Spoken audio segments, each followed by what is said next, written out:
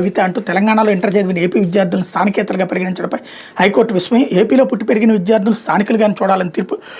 ఫలితంగా ఈఏపీ సెట్లో రెండో దశ కౌన్సిలింగ్లో సీట్ల కేటాయింపు నిలుపుదల. ఎప్పటికే తొలి దశ సీట్లు కేటాయింపు పూర్తవగా కోర్టు ఆదేశాలతో మల్లగొల్లాలు.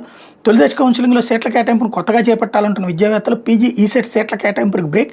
ఈసెట్ ఐసెట్ సీట్ల కేటాయింపై మార్పులు ఉంటాయా, స్థానిక సర్దుబాటు ఎలా చేస్తారని మీమాంస అన్నటువంటి టోటల్గా గందరగోళానికి గురైనటువంటి వ్యవహారం. ఇవైతే 4150 కోట్ల అంచనాతో విజయవాడ మెట్రో తొలిదశ పనులు.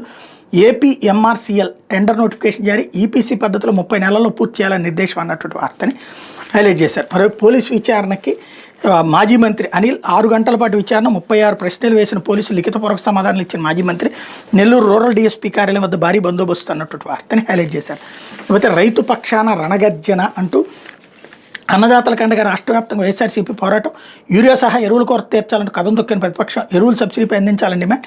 జిల్లాల కలెక్టర్లకు వింతపత్రాల సమర్పణ. ప్రతి చోట పెద్ద ఎత్తున తరలి వచ్చిన పార్టీల నాయకులు రైతులు అన్నటువంటి వార్తని హైలైట్ చేశారు.